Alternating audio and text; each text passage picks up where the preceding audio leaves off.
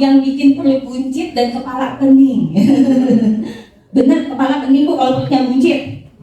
Iya, ya kenapa? Karena nggak nyaman, ya. Atasnya kecil, bawahnya gede. Atas pakai ukuran baju M, bawahnya XXL.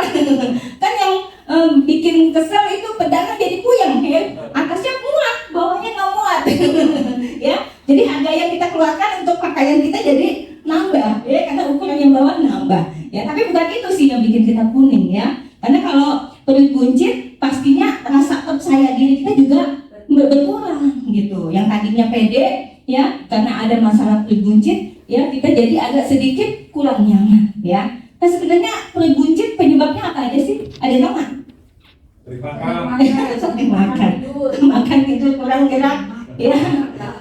Jadi harus ngapa-ngapain, ya. Jadi jumlah kalori yang masuk dengan jumlah kalori yang keluar itu nggak seimbang, akhirnya numpuk, ya, jadi lemak. Ya, ada beberapa penyebab perut buncit sebenarnya, ya. Selain adanya penumpukan lemak akibat jumlah output dan input yang nggak seimbang, ya, penyebab perut buncit selanjutnya bisa juga disebabkan kehamilan.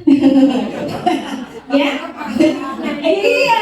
Kalau orang hamil kan rata-rata perutnya buncit. Ya, kalau perempuan ada alasan lagi hamil. Lah kalau bapak-bapak perutnya buncit, lagi hamil juga.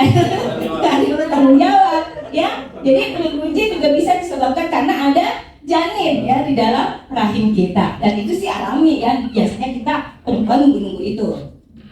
Nah, penyebab perut buncit selanjutnya bisa juga disebabkan karena, ya, cacingan, oke. Ya, BAB kita yang nggak lancar, ya.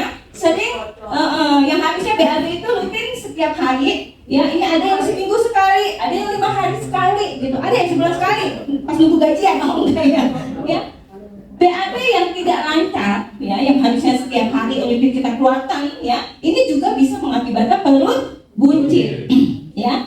Nah, selanjutnya yang bikin perut buncit bisa juga disebabkan penumpukan gas, ya, karena intoleransi terhadap makanan, ya. Mungkin kita ada salah makan, akhirnya penumpukan gas di dalam pencernaan kita berlebihan, perut juga jadi buncit, ya. Nah, penyebab buncit selanjutnya, ya, adalah disebabkan karena ada penyakit tertentu, misalnya, ya, asites, ya, penimbunan cairan di dalam perut akibat fungsi hati yang terganggu, akibat fungsi ginjal yang terganggu, ya. Jadi ada penumpukan cairan di perut, ya. Jadi itu beberapa penyebab kenapa perut buncit. Ada juga karena kista, ya, dan lain sebagainya, ya. Kalau usus kita, ya, yang terlalu banyak lemak visceralnya, ya, jadi lemaknya nyelimutin usus ini kan fungsinya banyak, ya. Selain untuk menghantarkan pembuangan, kita jadi susah BAB tuh, ya kan. Dia juga ada yang namanya usus halus untuk menyerap nutrisi, ya. Bisa terganggu penyerapan nutrisi kita kalau misalnya lemak visceral ini berlebihan.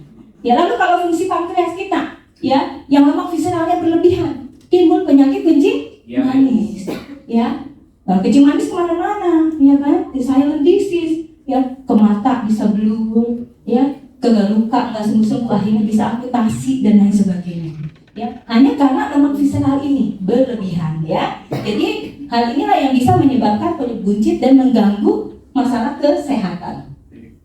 Nah, kelebihan lemak visceral ini, ya, salah satunya dikarenakan output input kita yang tidak seimbang kalorinya, ya. Tahu nggak kebutuhan kalori kita setiap hari berapa? 1.500 kalori. Berapa? 1.200 untuk yang normal, ya. Cuma ambil rata-rata, ya, karena sebenarnya tiap orang beda-beda, tergantung tinggi, ya, gitu.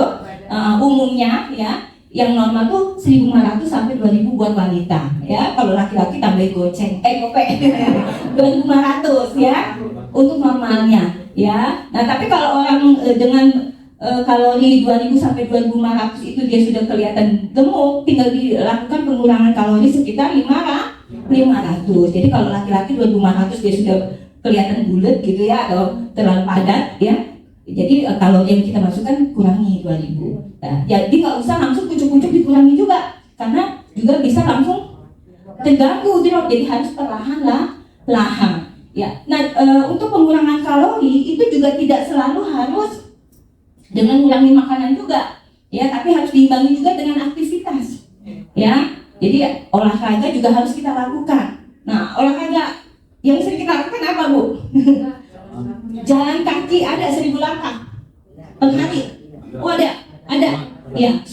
langkah per hari, ya kan? Itu bisa ngurangin kalori kita 40 sampai 50 kalori.